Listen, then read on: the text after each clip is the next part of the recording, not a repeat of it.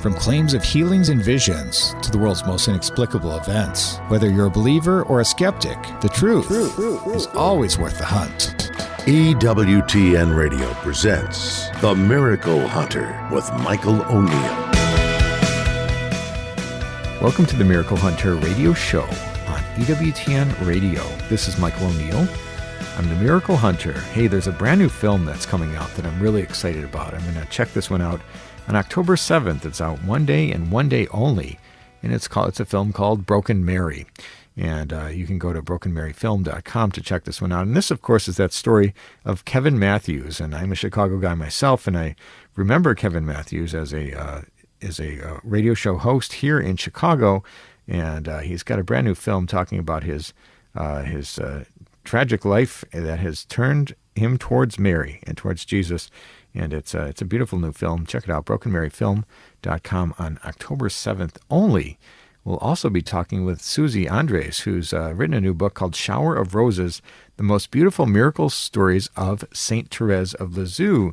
And of course, this past week we celebrated that big anniversary, that feast day that Catholics all over the world have celebrated. That is the feast day of St. Therese. So excited to talk with Suzie later in the show. Check out my series, They Might Be Saints, which is my series about Americans on the path to sainthood and the search for canonization miracles. It airs every week on EWTN, and this week, on October 7th, on Tuesday, the episode of They Might Be Saints is about Sister Marie de Montgrance. And this is one of my favorite of all the stories. This is a fascinating story of Sister Marie de Montgrance, and we follow her extraordinary efforts to locate the house of Mary, the mother of Jesus, as she travels to Ephesus, Turkey, to bring this treasure to the Catholic Church. So check that one out. TheyMightBeSaints.com will get you to the show page, but check it out on October 7th, the story of Sister Marie de Montgrance.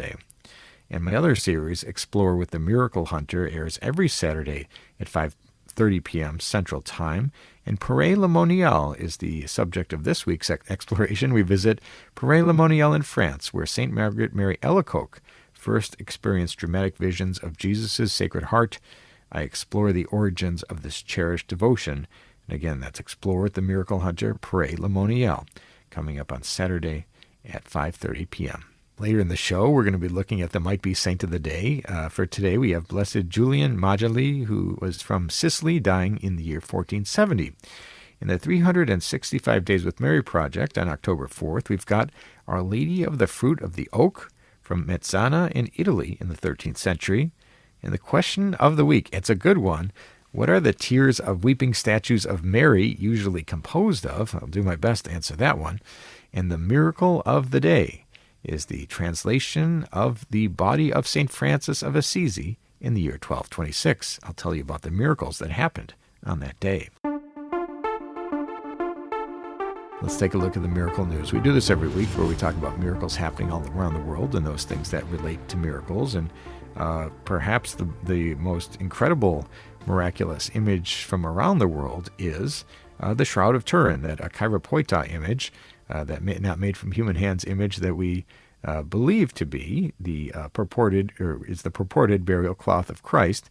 And there has been some new findings related to the shroud. And there's a new article published on Academia in which a dental surgeon has observed teeth in the image of the Shroud of Turin. Now, of course, the Shroud of Turin is believed by many to be the burial cloth of Christ, but there's disagreement as to whether or not the image contains teeth. And this has attracted curiosity and speculation, and there's been a multitude of vertical striations in the linen cloth. One has to be careful to avoid pareidolia, that tendency of the human brain to perceive familiar patterns, such as faces or teeth, in ambiguous or random visual data. So the author, who is a dental surgeon, uses high-resolution images of the face in the shroud and magnifies it further and delineates what in dentistry is known as the incisal plane, or an imaginary line connecting the biting edges of the interior teeth. And he concludes that there's a distinct incisal plane with adjacent lower teeth, which is not obscured by the presence of the distinct mustache, as are the upper teeth. So this incisal plane runs perpendicular to the striations of the linen cloth caused by the herringbone weave. It is anatomically correct, raising the issue that a form of energy, maybe X-rays, may have been emitted by the body forming the image, If this is true, it has ramifications of spiritual significance. And so this is, you can find it on academia.edu, this new paper that was written relating to the finding of teeth on the shroud. So that's a fascinating development. We still have never seen Rome give its formal judgment of approval that this is truly the burial cloth of Christ. Of course, everybody who's followed this, we are curious about the fact that there has not been anybody who's ever produced the evidence enough to say that it isn't the burial cloth of Christ. So stay tuned for that, and we'll find out more about this study, Finding Teeth. Let's take a look at Catholic Pub Trivia. We do this every week where we ask a trivia question, give out a prize, the Miracle Hunter image of the faces of Mary, to an emailer who writes in the fastest with the correct answer. Send your answers to questions@miraclehunter.com, and answers and winners will be posted on the show page on miraclehunter.com. Now, last week we were talking about Padre Pio, who famously bore the stigmata. And the question was, who was the last person to be declared a saint, blessed, or venerable to bear the wounds of Christ? And the answer to that question is Martha Robin. She lived from 1902 to 1981, and she was a mystic and stigmatist, and she was declared venerable. And, of course, there are others who have the stigmata who have not been quite yet recognized by the Church. Francis Irving Hoole from Upper Peninsula, Michigan is one, or Rhoda Wise from Canton, Ohio. Those are people who purportedly bore the wounds of Christ. These are servants of God, so not yet venerables, blesseds, or saints. So someday maybe that trivia question will change, but for now the answer was Martha Robin. This week's question, we're talking about St. Therese and some of her miracles related to roses, and the question is, name any saint from France who was canonized faster than St. Therese. And of course, she was canonized in a speedy way. She was quite a popular saint, so the question is, name any saint from France who was canonized faster than St. Therese. If you think you know that answer and want to win the prize, the image of the faces of Mary, send me an email to questions@miraclehunter.com, and we'll see if you've got the right answer. And answers and winners will be posted on the show page on miraclehunter.com. We need to take a short break, but when we come back, we're going to be talking with Kevin Matthews about the brand new film, Broken Mary. Stay with us for that.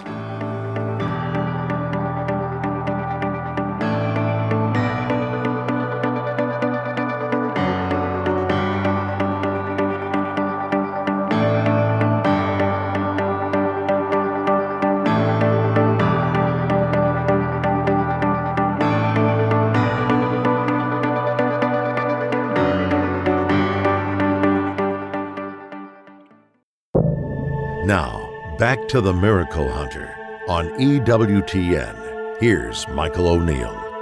Welcome back. You're listening to the Miracle Hunter radio show on EWTN Radio. This is Michael O'Neill.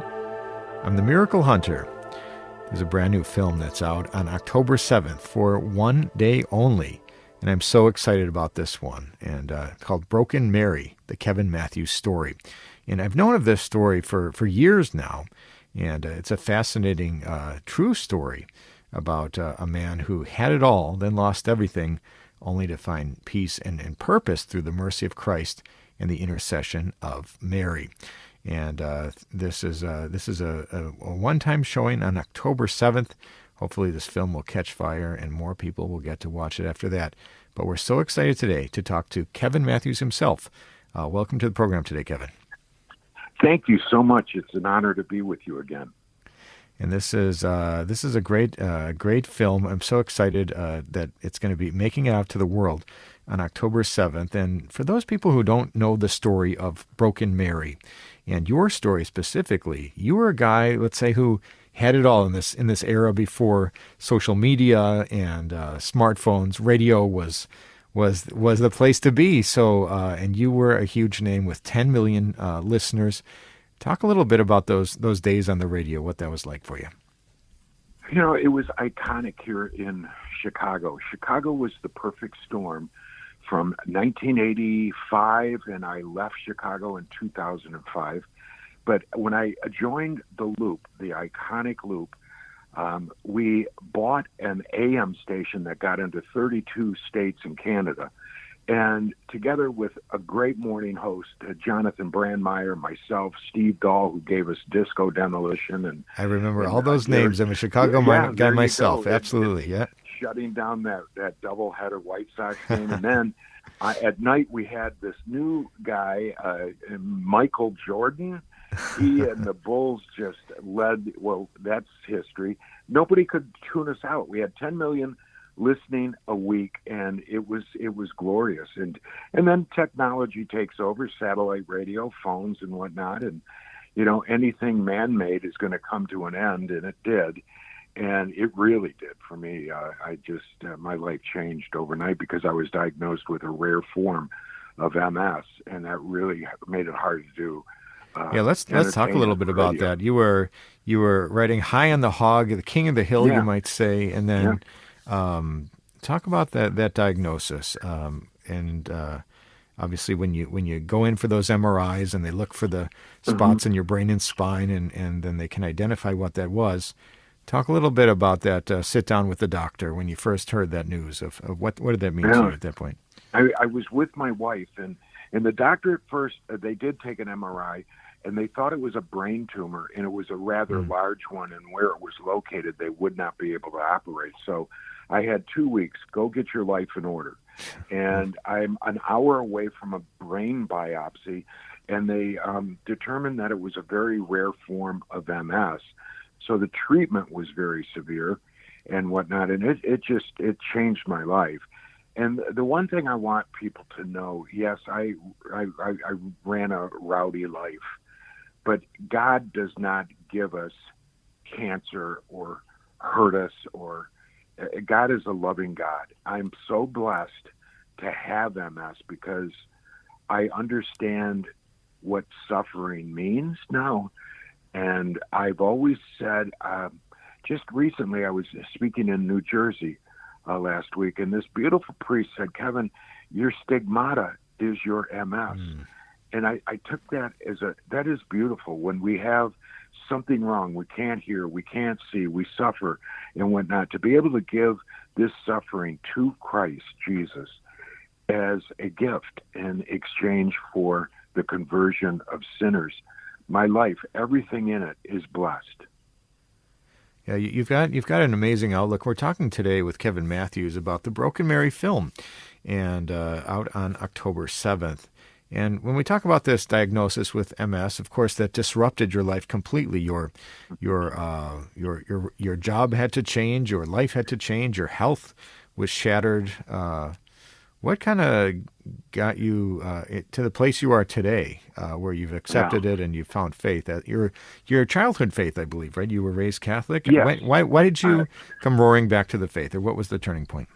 Well, it was a slow return, but I was raised Catholic, and I called myself back then a zombie Catholic because I made sure that my kids got the sacraments. And, slowly, though, on Sunday, I don't want to go to church. I want to watch the Bears. I just made an excuse to avoid Christ.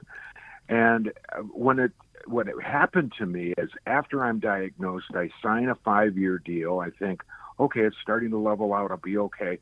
The new boss called me in his offices and said, "You're fired. We don't want you." And I'm like, I just signed a 5-year deal. And he goes, "Sue us." And the next day, I'm literally, what am I going to do? I got 2 weeks notice, and I hear the Holy Spirit, and I used to call it a voice, say, "Get your wife some flowers." There's no coincidence in life. I look up, there's a flower shop. I do drive in. I get out of my car, and I'm walking towards the door, but over to my left, I notice a dumpster, a blue dumpster.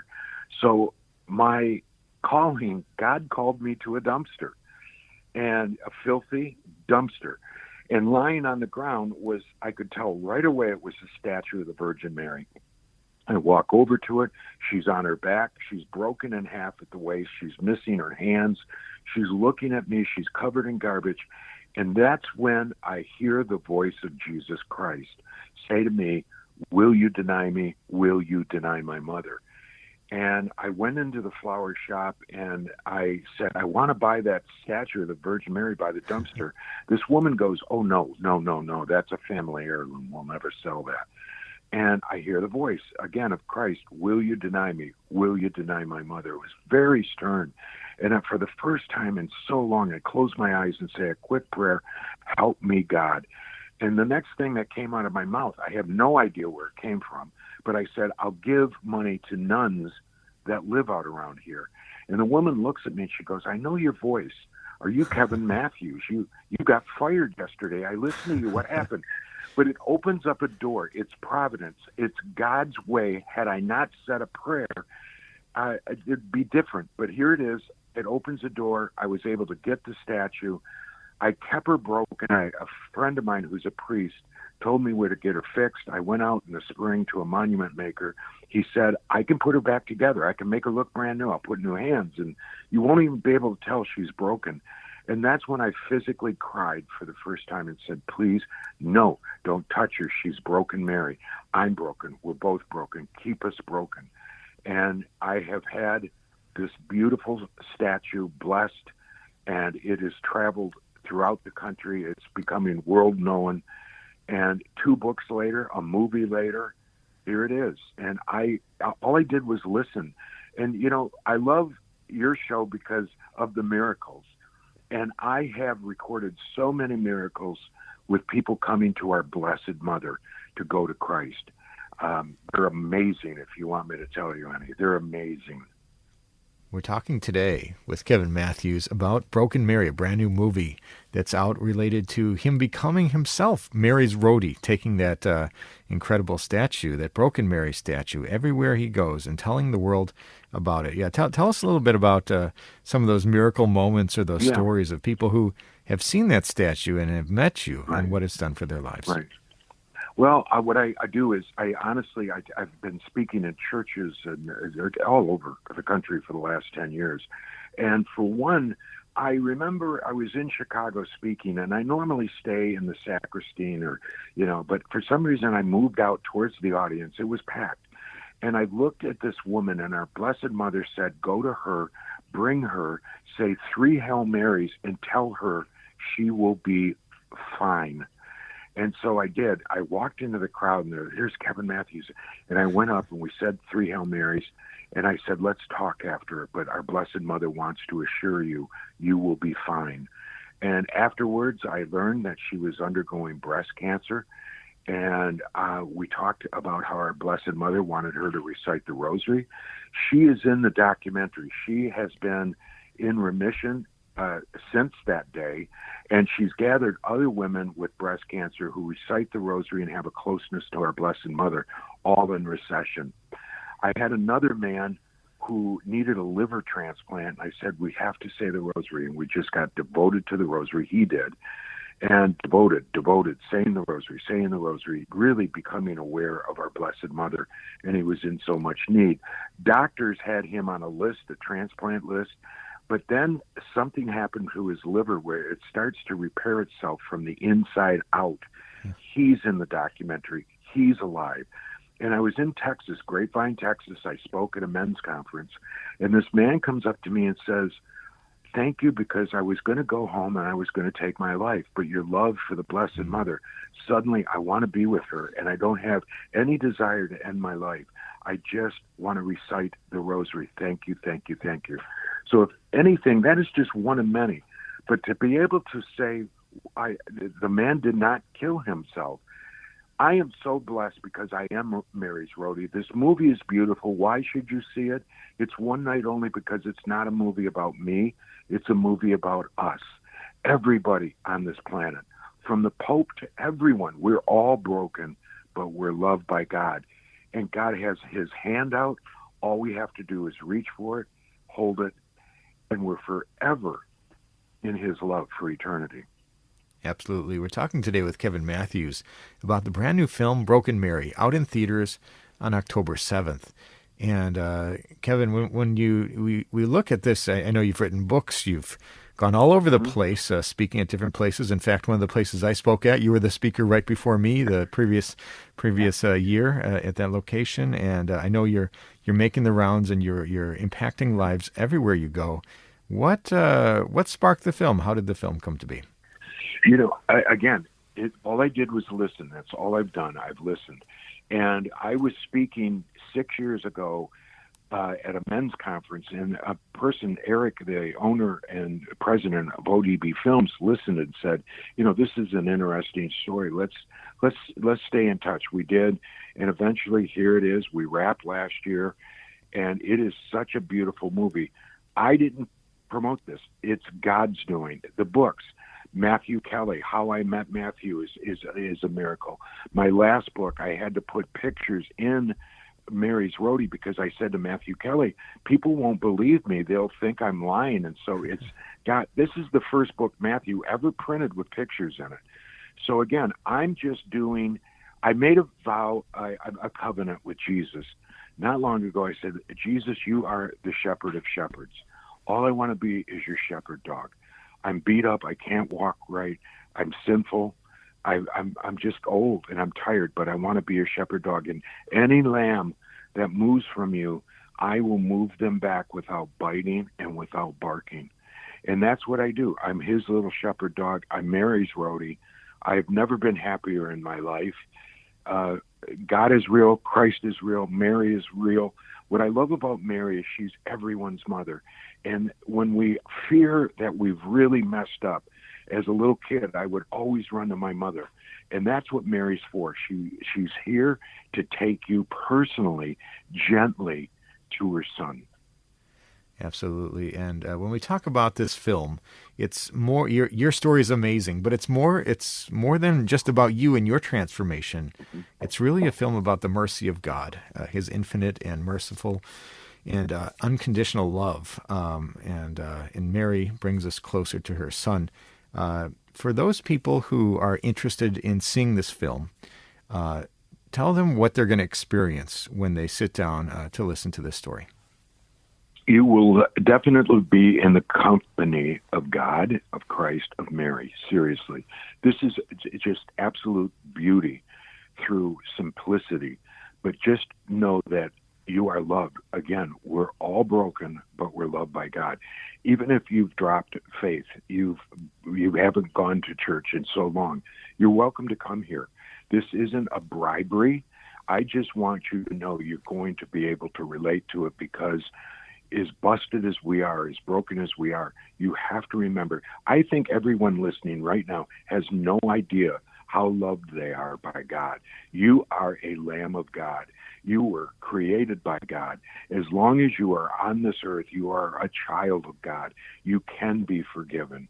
And so I would love people to just come and be with God for an hour and watch the ending, because I'm very blessed to have done something at the end of this that I know is going to touch the world.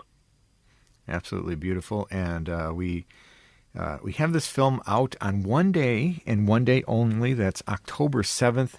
What's the best way that people can get tickets or to check out this film? What you can do is, because it's released all over the country, is you could go to brokenmaryfilm.com, and you can put in your zip code and there will be a theater near you. But it's one night only, and let's see what happens. This is up to God, and he's never failed me. So I'm honored to be his little shepherd dog. Well, we're so grateful to you, Kevin Matthews, for sitting with us and talking about this Broken Mary movement in your life, and for turning this into a film for people all over the world to get to know your story and to see how Christ's mercy can impact their own lives. Thank you so much, Kevin Matthews, for joining us on today's program. And bless you. It's so good to hear your voice again. God bless. That was Kevin Matthews talking to us about the brand new film, Broken Mary. And you can go to the website, brokenmaryfilm.com, to purchase tickets for that showing. One day and one day only. That's October 7th. We need to take a short break, but when we come back, we're going to be looking at the question of the week. Stay with us for that.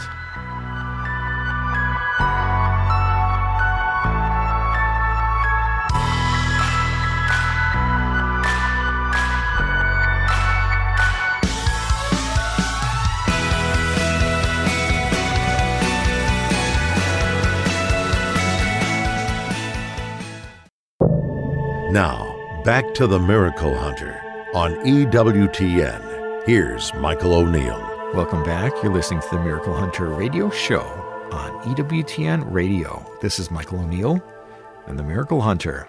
Hey, I love getting your questions. People write in from around the world with questions about miracles happening in today's world and those that have happened centuries ago. And I love answering the questions in my email inbox. I've got a pretty funny email inbox, you might imagine, and I try to answer those as much as I can. But I also like the questions in person. And I travel around the country. I speak at about 15 or 20 different parishes or organizations or conferences. And I just spoke at a men's conference this past week in Connecticut. Thank you for that invitation to speak. It was absolutely wonderful to meet the people there. And I love getting the question. I do a talk for about 45 minutes, usually about Eucharistic miracles like I did this past week, or apparitions of Mary, or how the church investigates the supernatural, or how saints are made. And then I open it up to questions afterwards, and I love hearing what people are thinking about. So anybody interested in having me speak at their parish, you can contact me through my website, miraclehunter.com. Click on the Contact tab, and you can send me a message that way. And so the question for this week is, what are the weeping tears, or what are the tears of a weeping statue of Mary usually composed of? Thank you, Jim. Well, thanks, Jim, for your question, and it's a good one. We might all assume that the weeping tears are actually true human tears, and yes, some of them are. And other people might say, well, I'm pretty sure that those tears are tears of blood. Well, some of them are. And other people might say, well, I've heard of these tears of oil or myrrh, like in Russia or Greece, on those Orthodox icons. Well, yes, there are those as well. And so the real answer to the question, and some are just plain water. And we might say, well, what is this all about? Why aren't the tears all the same in all cases? Well, unfortunately, I answer this way a lot of questions, but all miracles are a little bit complicated, and that's a question for God when we get to heaven. We don't really know why the tears are different in different places. They always try to rule out some kind of hoax, of course. There have been times when they've thought they were tears of blood and they were paint, or that they were pig's fat that were hit by the rain and turned into a blood-like substance. There's been that. There have been leaky pipes in which water has dripped onto a statue, and people assumed it was the weeping of the statue. So there have been all kinds of hoaxes that have happened, but the church always does its best to ferret out these things and make sure that it's an authentic case, and x-raying the statue when possible, and doing any other kind of video surveillance or other checking, or doing the chemical testing of those tears. So once those hoaxes are ruled out, it still doesn't change the fact that the tears are different in all kinds of different cases. So it's a great question, Jim. Thank you for that one.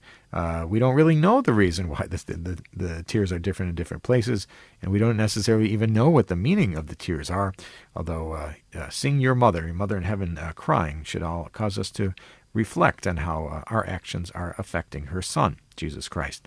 And so thank you, Jim, for your question. If you have a question for the Miracle Hunter, send me an email at questions@miraclehunter.com, and maybe I'll be answering your question on the air next week. Let's take a look at the 365 Days with Mary project. We do this every week. We look at the Marian devotion of the day as it lines up exactly to the day's date. We all know Fatima, May the 13th, or Guadalupe, December 12th, or Lourdes, February 11th. But believe it or not, there's a different other Marian devotion for each and every day of the calendar year. And so for today's date, on October 4th, we've got Our Lady of the Fruit of the Oak from Mazzano in Italy in the 13th century. And the story goes that a deaf and mute shepherd used to rest in the shade of an oak tree while watching the sheep of his father. And one morning he was waking up, and the shepherd saw a great light in an oak and remained still. And through the branches he saw a lady appearing, dressed in blue, speaking softly, "Go to your village, call your father." And the shepherd ran to the house in a tremendous shock, told his father, and invited him to follow him back. His father and daughter, with a group of people who had heard the news, went to the oak, and the lady was gone, but had left the witness a miraculous presence. The deaf and mute shepherd now spoke and heard, and a chapel was built to the Virgin Mary under the title of Our Lady of Ghianda. And that is today's devotion, Our Lady of the Fruit of the Oak from Mezzana in Italy in the 13th century. For more information on this fascinating devotion, or any of the hundreds of other Marian devotions from around the world, You can go to the website, 365dayswithmary.com. You can pick up the book. You can go to the Facebook page and join any of the 10,000 other followers. Or you can download the free app from the iOS App Store, 365 Days with Mary. Let's take a look at the miracle of the day. We do this every week where we look at a miracle that's happened on the day's date in some year in Christian history. And for today's date, the miracle relates to St. Francis of Assisi. Now, St. Francis died on October 3rd in the year 1226, but on October 4th, right following his death, his body was solemnly translated or moved from the Porciuncula to the Church of San Giorgio in Assisi. And during that process, people witnessed miracles attributed to him in his canonization process, healings of lepers, of the paralyzed, people afflicted with dropsy, released prisoners, even people restored from death. And so there were miracles in that translation process of his body, which occurred on October 4th, 1226, and that's today's miracle of the day. Let's take a look at the sainthood news. We do this every week where we talk to you about those people on the path to sainthood, moving along from servant of God to venerable to blessed to saint. And always try to keep you up to date on who's coming down the pipeline or big events related to canonizations. Well, there was just a brand new beatification that happened on September 6th, and it was in Veszprém in Hungary, and the representative of the Holy Father was Cardinal Peter Erdo, and he was the one who presided over that beatification mass, and the person being beatified was Mary Magdalene Bodhi. She was a secular who died in 1945, and she was a martyr. And she was a lay faithful who would have liked to embrace religious life, but since no congregation would welcome her, during a spiritual retreat she consecrated herself to Christ the King, making a private vow of perpetual chastity, and she died invoking the Lord, and her body was recovered by her father, who gave her temporary burial in the village cemetery. And there was Mary Magdalene Bodhi from Hungary, and that is the sainthood news for today. If we look at the might-be saint of the day, a person on that path to sainthood whose death lines up exactly to today's date, we have Blessed Julian Majali, who lived in Sicily and died in the year 1470. And his memorial is today, on October 4th. He was a Benedictine monk at San Martino delle Scale monastery in Sicily. He was an abbot, a hermit in 1464, and he was highly regarded by kings and popes. And he died in the year 1470. And that is today's might-be saint of the day, Blessed Julian Majali. With one more miracle, Blessed Julian will go on to become known as Saint Julian. And if we look at They Might Be Saints, which is my television series, which airs on EWTN, and I've got a book of that same title, EWTN, or They Might Be Saints, at EWTNRC.com. I think it's my best one. But in that series, we look at people on the path to sainthood.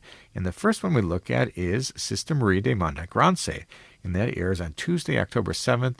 And it's the fascinating story of Sister Maria de Montegrance. We follow her extraordinary efforts to locate the house of Mary, the mother of Jesus, as she travels to Ephesus, Turkey, to bring this treasure to the Catholic Church. And that's They Might Be Saints, Sister Maria de Montegrance, on Tuesday, October 7th. We need to take a short break, but when we come back, we're going to be talking about a brand new book, A Shower of Roses, The Most Beautiful Miracles of St. Therese of Lisieux. We'll be talking with author Suzie Andres. Stay with us for that.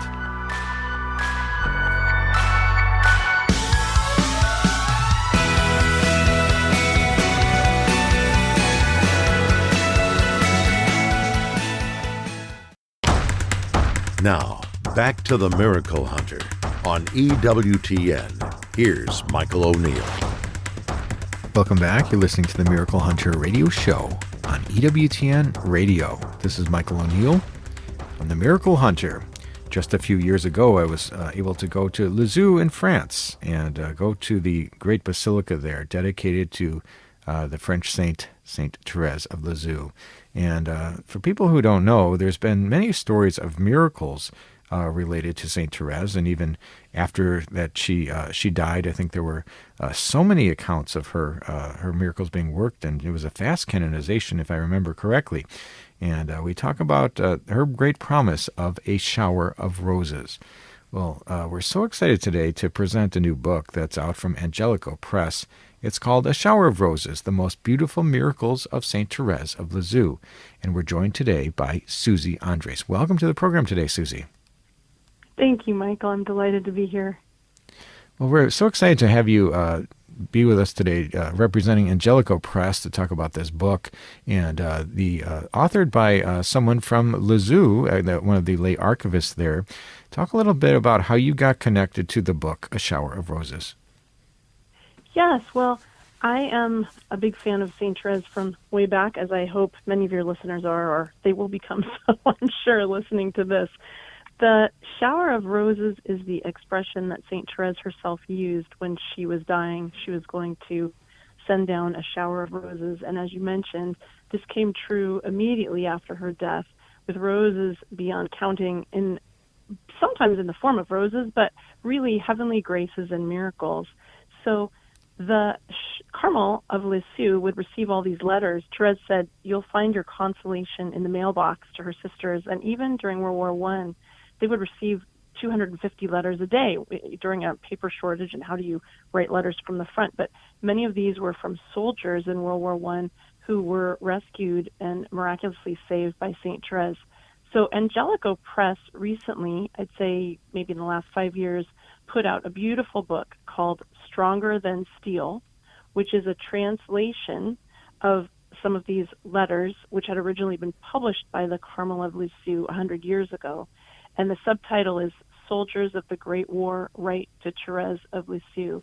And I was aware of that book and enjoyed it and gave out copies like crazy. So when I found out 2 years ago that a new book had come out in France by the lay archivist of the Carmel, Camille Buret, and it was called A Shower of Roses, The Most Beautiful Miracles of St. Therese of Lisieux, I got a copy on my Kindle in French. I can't read French, just a word here and there. So I was having my Kindle translate it, and I called up or emailed, I can't remember which, Angelico, and said, "Hey, you guys are amazing. You love St. Therese. You put out this beautiful Stronger Than Steel book about the World War I miracles. What would you think about this book, A Shower of Roses, which covers the whole gamut of miracles, also including a section on World War I, but coming up pretty much to the present day and taken from these letters in the Carmel?" These have not been available to the reading public for 100 years. Because I'm an aficionado and a book collector, I have next to me one of the early copies of Story of a Soul from the Lisieux Carmel. And in it, in the back, there would be a section on a shower of roses in which they would collect some of these letters. Those were also translated into English in certain old copies of Story of a Soul, but rare to find now. So Angelico Press, I was so delighted. They agreed to publish the book. They got a translator, same French nun who had translated Stronger Than Steel. And they put it out with the thought that, this is the 100th anniversary of Therese's canonization, big Jubilee year. There's also going to be, starting October 1st, her feast this year, there is a relic tour of St. Therese's traveling Brazilian reliquary, and it's going around the U.S. in a big way for the first time in this major way for 25 years. So the timing is perfect. The book just came out recently, and people can read about her miracles. And I'm here in particular because I've written books of my own on St. Therese, a book called Something New with St. Therese, Her Eucharistic Miracle. And Angelico knew that the French author, the French translator, couldn't speak about this book in English, or unlikely. So that's why I get to have this fun job of talking to you and telling your listeners how wonderful St. Therese is and how wonderful this book is. Wonderful. Well, we're excited about this book, and I think that the subtitle is really captivating, The Most Beautiful Miracles of St. Therese. Now, are the miracles in this book old miracles, or are they the new ones that are occurring? Oh my goodness. They start from a day after her death, which she called her entrance into eternal life, and they go up until, I'd say, almost contemporary. One of my favorite miracles from the day after she died, they laid out her body in the Carmel, but it was behind a grill, and visitors could come and pass through items like rosaries to be touched to her body. They didn't know then that she would be declared a saint. They had no idea, but she was a holy nun, they thought. So one of her novices, Marie of the Trinity, who had been instructed by Therese. Therese had told her, after I die, I don't want you to cry. I want you to be happy for me, and I want you to love God, and I don't want you to cry a lot. Here's a little shell you can cry in. And it was a little tiny shell. And Marie of the Trinity was not interested in crying in the shell. She wanted to sob her heart out. So that's what she had been doing, disobeying Therese. The day after Therese died, she's handed these items, and she takes a rosary from a person and touches it to the body of St. Therese and touches it to her hand. And Therese's fingers grab the rosary. This is one of the later parts of the book telling this story. She would not let go. Therese, which is Therese's body, her soul obviously is in heaven, but her body would not let go until Marie hears this interior voice, promise me you'll smile and stop crying. And she kept refusing. And for 5 minutes, she's in a tug of war with Therese's dead body until she agrees and Therese lets go. That would be the day after her death. There's another lovely miracle that's all the way in, I would say it was 2008. A beautiful story of a woman whose husband had died. She had asked Therese to give her husband a peaceful death from the cancer he was dying from. After he died, she prayed to Therese to give her a sign that he was in heaven. And she left a store and saw her car in the parking lot. It was covered with rose petals detached from one end of the other. There were rose petals all over her car. And this was just a few years ago. So they're covering the gamut of time since her death until now. That's amazing.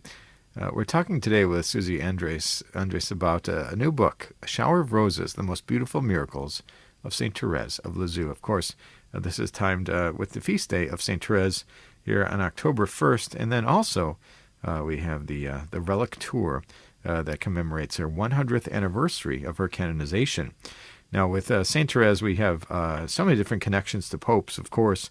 There's that story that St. Therese begged the Pope to be able to, for her to enter Carmel at a young age. And after she died, various popes acknowledged her role in the church and also declared her a doctor of the church. So we've seen various popes recognizing Therese and the role that she had. Talk a little bit about the miracles related to popes. Well, it's really so beautiful because I think, like St. Thomas Aquinas, one of our greatest doctors, St. Therese has the, I think, unique experience that every pope since her time has exhorted the faithful to turn to her in particular for the doctrine of her little way, her abandonment in the arms of Jesus, and letting God be the one to do the heavy lifting when it comes to making us saints. But in particular, her miracles are her trademark, her roses. So on the day of her beatification, your listeners might know that while there's, in Therese's day, it was a little rougher to become a saint. You had to have 2 miracles. In our day, only 1 for beatification. And then the church requires now 1 more miracle, then it was 2, after the day of beatification. And the beatification itself shows that the saint is in heaven with God, the blessed.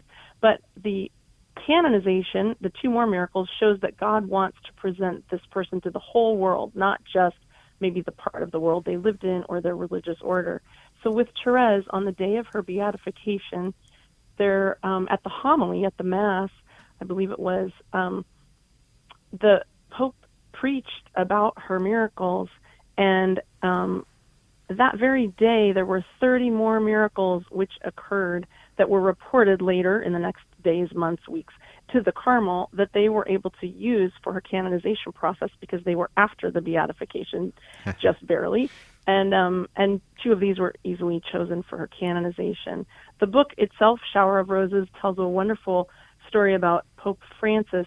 He, as the latest pope to have much time, we'll wait and see what wonderful things Pope Leo says, but we know John Paul II made Therese a doctor of the church in 97, the centenary of her entrance to eternal life. But Pope Francis, few people know he wrote a gorgeous apostolic letter 2 years ago, C'est la confiance, it is confidence and nothing but confidence, which must lead us to love, is a line of hers.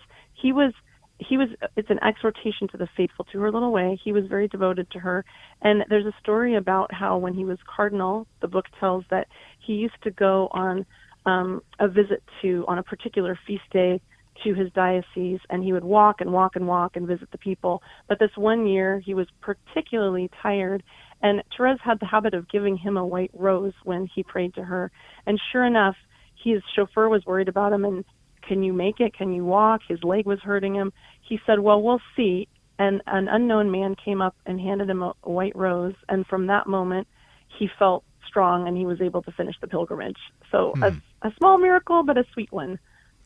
Absolutely. We're talking today with Suzie Andres about a brand new book, A Shower of Roses, The Most Beautiful Miracles of St. Therese of Lisieux, from Angelico Press.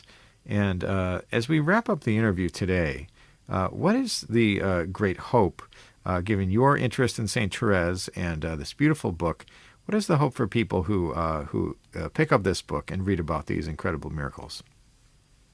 My hope is that they will learn one of the beautiful things about this book, besides that it has lovely pictures inside, is that you can read in it about St. Therese's little way. And her miracles are all to show her friendship with us and the love of God for us. And you'll find out, readers will find out, listeners who pick up the book will find out that she wants us to trust God. She wants us to have hope in him. And as she said following St. John of the Cross, we can never have too much confidence in him. He is so mighty and so merciful. So I would hope, especially any listeners who are struggling with hope right now, who are finding the world a depressing place or suffering from personal difficulties, pick up this book, A Shower of Roses, that Angelico Press has put out, and learn about how much one particular saint loves you, just representing the panoply of saints who are all representing the infinite love of God for you. Very well put. Well, we're so grateful to you, Suzie Andres, for talking to us about this brand new book in light of the feast day of St. Therese on October 1st. The name of the book is A Shower of Roses, The Most Beautiful Miracles of St. Therese of Lisieux. Thank you so much for joining us on today's program. Thanks, Michael. God bless. That was Suzie Andres talking to us about this new book from Angelico Press, Shower of Roses, The Beautiful Miracles of St. Therese of Lisieux. Pick this one up anywhere Catholic books are sold. And that's all the time we have for today's show. If you missed any of this episode or want to catch up on past episodes, you can go to EWTN.com/radio. Check out the audio archives or download the free EWTN app. I'd like to thank our guest today, Kevin Matthews, talking about the brand new film, Broken Mary. You can go to brokenmaryfilm.com for more information on that. And also a brand new book, A Shower of Roses, The Most Beautiful Miracles of St. Therese of Lisieux, talking today with Suzie Andres. Check out my series, Explore with the Miracle Hunter, which airs every week on Saturday at 5:30 p.m. Central Time. The next episode is a visit to Paray-le-Monial in France, where St. Margaret Mary Alacoque first experienced dramatic visions of Jesus' Sacred Heart. I explore the origins of this cherished devotion. And I'd like to thank you for joining me today on Miracle Hunter, where from claims of healings and visions, the world's most inexplicable events, whether you're a believer or a skeptic, the truth is always worth the hunt. Talk to you next week.